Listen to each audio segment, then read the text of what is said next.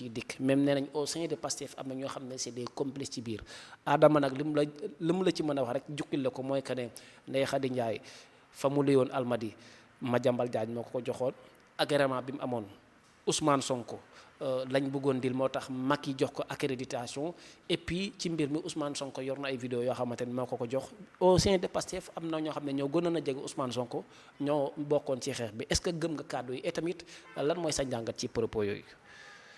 waaw damay wax toujours benn affaire boo xam ne nit ñi duñ ci bàyyi xel dossier Adji Sarr Ousmane Sonko dossier de crime la dossier criminel la il faut ñoom ñu bàyyi ci xel.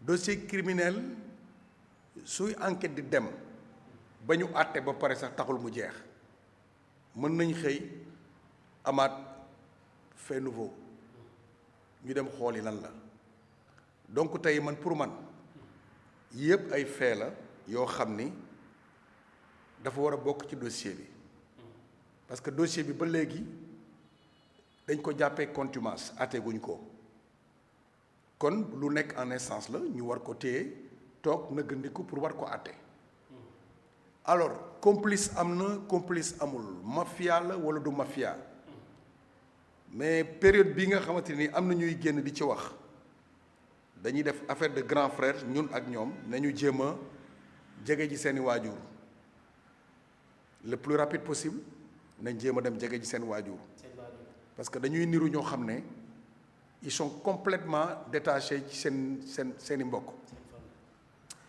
alors benn bi ci topp mooy képp ku am looy wax lu jëm ci dossier boobu du plateforme yi moo koy régler képp ku ko jël di ko politiquer du politique moo koy régler c'est un dossier criminel dossier de mafia comme drogue bu ñuy jaay nga bëgg a jàpp drogue bi xam na ne day def 10 ans de prison 20 ans du ko gënal mën na rey boppam ko mën na la rey tey mafia bi koo xam ne tey xam na ne boo ñëwee boo waxee wala nga wone ay témoins xam na ni lii suba moom mën na ko tëjlu ay at moom mën na la rey léegi nag boo demee ba di ci wax yaa ngi wax peut-être si déggin bi ñu ne da ngay protéger sa bopp yaa ngi wax ci déggin bi mooy yaa ngi défendre quelqu'un yaa ngi wax ci déggin bi mooy yaa ngi juger sa bopp alors nga am gendarmerie boo xam ne soo ñëwee di def alerte da lay accueillir parce que dossier baa ngi ci gendarmerie ba tey am na archive am na numéro de registre am na lépp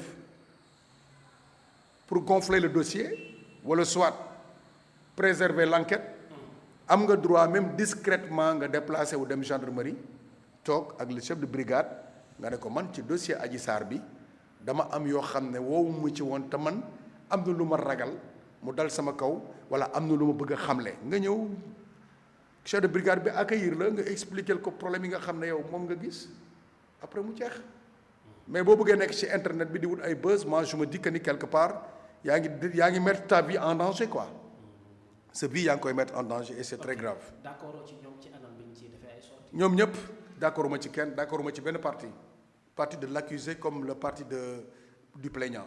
ok d'accord ma ci. Adama Diop dafa ne am na ñu jege Ousmane Sonko ba ñuy sos del bi ci lañ bokkoon est-ce que c'est audible li mu wax. non c'est-à-dire quelque part dafa am tricherie bu ci am sax boo xam ne bu fekkente ne les grands de la justice les grands des enquêteurs les grands qui sont des experts et professionnels. Dans ces métiers d'enquête parfois il y a de ces comportements. Le moment là où la vérité devait se trancher. yow si le gars bi ngay protéger mu nekkoon ay peur bëggoo ko protéger. ba ñu egsi fii yow tu seras un complice des faits. dañ la war a jàpp tëj la àtte la comme ki def moo tax mu garaaw donc ñoom amuñu lenn lu ñu war a mën a juger parce que ci wax ji wax na mais les deux parties pour am la réalité il faut que ñoom ñu toog def confrontation.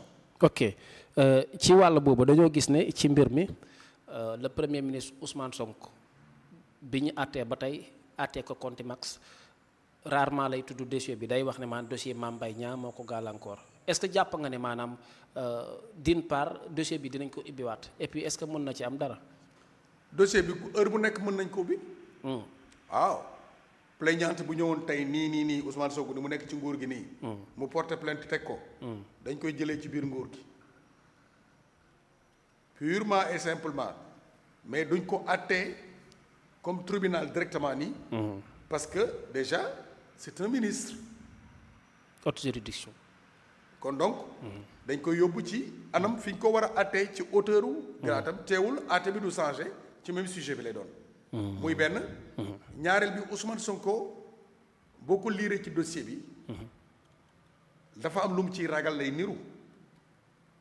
parce que moom démb dafa taxaw ne dañ ko complot woon tey ñëw na fi nga xam ne tey lépp lu mu bëgg mu leer mu leer. il a tous les moyens il a toutes les forces c'est lui qui commande tout il n'a qu'à ouvrir ce dossier pour être sax même éligible au présidentiel nañ ko àtte digganteem ak Adji Sarr digganteem ak Adji Sarr buñ ko àttewul. mooy li koy gàllankoor mu nekk candidat présidentiel. am na ci effet. contumace tu perds tous tes droits civiques et politiques. normalement Ousmane Sonko warul sax liggéey ci biir gouvernement bi. waaw muy benn. ñaareel bi warul bokk ci dara luy politique. ñetteel bi mooy pour man. un bon leader day respecter image am. parce que image am lañ koy liiree ñi topp ci moom buñ ko gisee muy tricher jàngal na leen tricher buñ ko gisee tey muy fen wala muy wax lu ñaaw wala nangam jàngal na leen ko.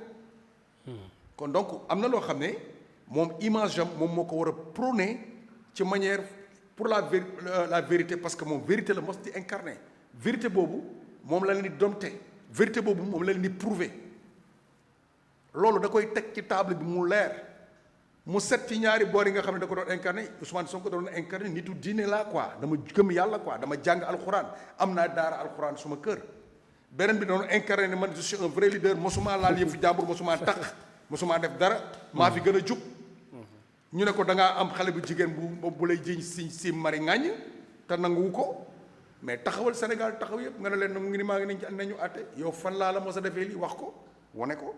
ok c'est la vérité. jërëjëf dinañ ci dikkaat am na solo dañuy daal di dem ci beneen question di fàttali côté gis nañ barki démb sax dama ko doon banaliser mais mu ngi commencé di gën a am audience muy xibaar bi que ne délégation spéciale à la mairie wala à la municipalité de Dakar nga xam ne Abass Fall de Pastef moo ko daal di amal barki démboo Njaay la taxaw ca diwaanu fële nga xamante ne mooy ca Médina la mu daal di wax mooy que ne maa ngi xaar gars yi nañ ñëw ci délégation spéciale et puis bi mu waxee xel yëpp ci Diomaye lañ dem parce que il avait dit la semaine passée mu ne soyez pas peur du décret présidentiel parce que c'est une plume administrative peut-être ma ne est-ce que amu ci information est-ce que jàpp nga ne Abass Fall menacé na Diomaye lu tax ñuy def délégation spéciale.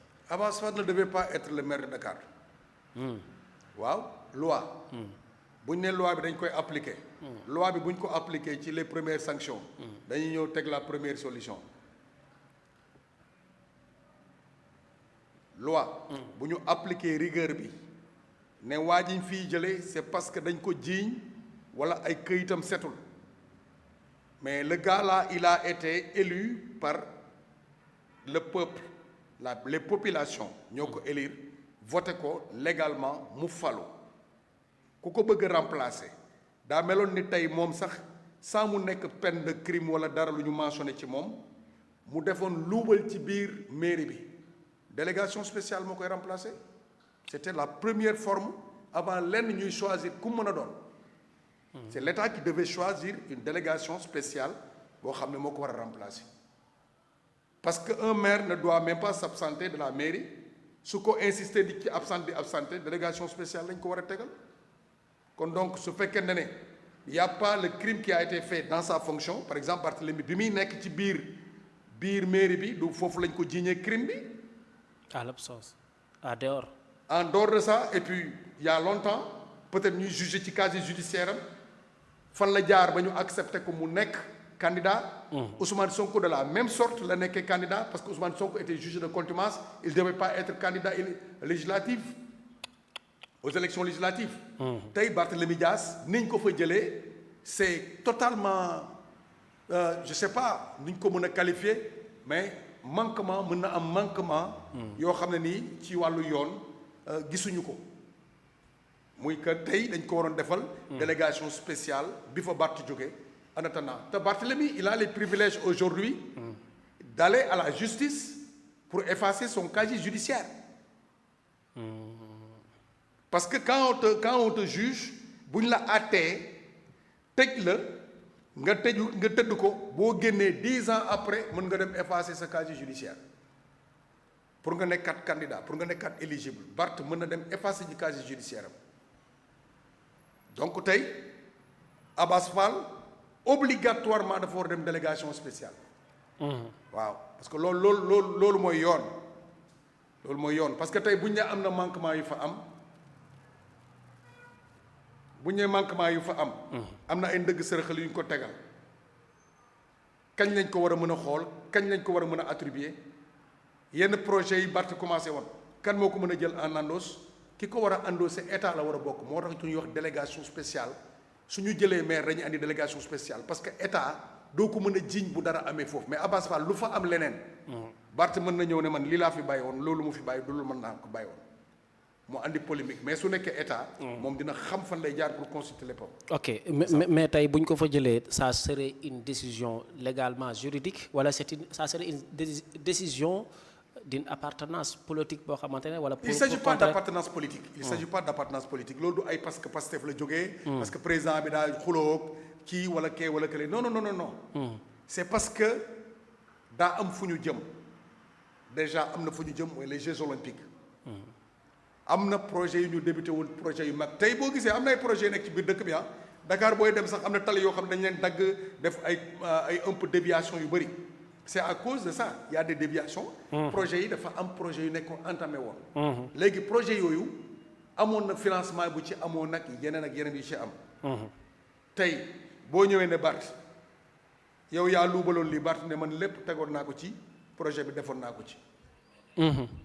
am complicité bu mu am ak kenn. foo koy topp donc état moo waroon def délégation spéciale bi. mais est-ce que waruñu taaxirlu parce que gis nga sortie bi mu def ak notre confrère Moustapha Diop li mu wax mooy que ne mu ngi jël corps de contrôle yi nga xamante ne am nañ ndëgërlaay pour ñu daal di saytu quoi ki nga xamante ne Barth bàyyi na ko pour ñu saytu est-ce que mënuñu ko woon bàyyi bu fekkee parce que information bi mu joxalee il est le premier magistrat de la ville duñ ko bàyyi ba mu def benn complémentarité de documentation ou de recherche au sein de la mairie. comme ñoom dañ ko tegoon def ko fa maire par intérim. il était maire par intérim. par intérim. waaw c'est un maire par intérim. il n'est pas le maire élu. Abass Fall. dafa nekkoon candidature mairie Dakar ci élection locale yi passé daf ko nekkoon. même pas. léegi kon bu ñu doon jël kan lañu waroon jël waruñu woon jël deuxième. mais xob yi ko may mairie bi xob yi mayoon Barth mairie bi moo mayoon Abass Fall tamit mairie bi. c'était pas aussi très pratique. de vue ni de façon ñu war a remplacer benn maire. ci war a wot ay nit voté ci période bi nga xamante ni période législative la bu nekkoon na le remplacement était de quelque chose d'office et légal. dañ koy def délégation spéciale Barth dem. élection locale ñëw ñu dem le nommer judicieusement mu jàll mais li ñu def noonu peut-être dañoo profité ko comme lii am rek Oustaz Sonko ni ñu ko dugale woon ci liste électorale te il n'est pas éligible pour dugg ci liste électorale yi. ok. Abass Fall boo ko jugé sur sa compétence je dirais pas sur si appartenance politique mais sur sa compétence jàpp nga ne il peut être le leader qui va sauver d'une part Dakar hein? Abass Fall n'a aucune expérience de maire.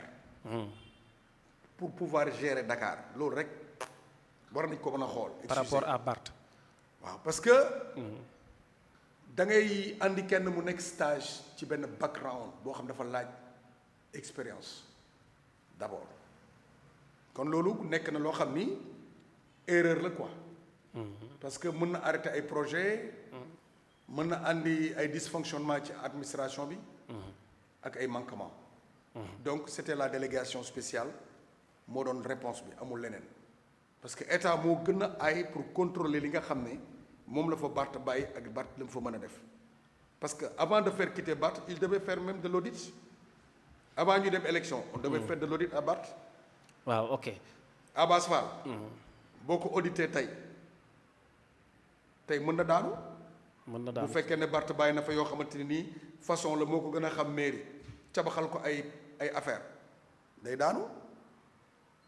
mais comptabilité ba fa nekk comptable am la woon comme comptable kii la woon Barth la woon. Barth avait bien prévu une équipe pour lui. mais instant yi est-ce que bu ñu waxantee li nga xamante ne ñu basé wu sur les faits jaay doole bëggul a am parce que Abbas li mu wax.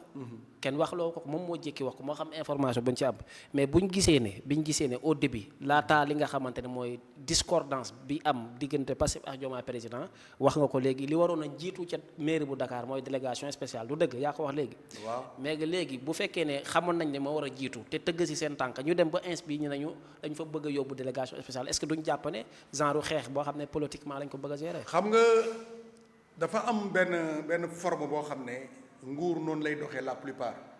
mënoo ko calculer ci dara. nguur day am information yoo amul. nguur day am politique yoo amul. imprévisible. politique yi muy gis tey mu war a nekk xanaa xamoo ne le deuxième président de la République c'est le maire de Dakar. xanaa xoolal forme bi xoolal lan moo nekkul au centre-ville de Dakar. Tout est là industriellement tout est là administrativement tout est là soo ko xoolee même ci état civique beeg yëpp moom moo fi nekk c'est une deuxième administration de l'État oui mairie de capitale noonu la toll deuxième administration de l'État la léegi tey bu ñu toogee moom mu war a récupérer loo xamante ni tey dafa laaj expérience nga teg fa ko lu tardé yow yaa ko def. lu tardé soo dem waaw lu tardé yaa ko def erreur bu fam yaa ko def mais tey boo xoolee. dans la bonne forme ci li nga xam ne tey moom moo ko mën a rectifier. mooy délégation spéciale loolu rek la. ok jërëjëf di leen di fàttali ne ñu ngi dalal Modou Coumba Ndour nekk koo xamante ne vraiment moo yor mouvement Sauver le Sénégal bokk dans la coalition Diomaye président dañuy dikk nag gën a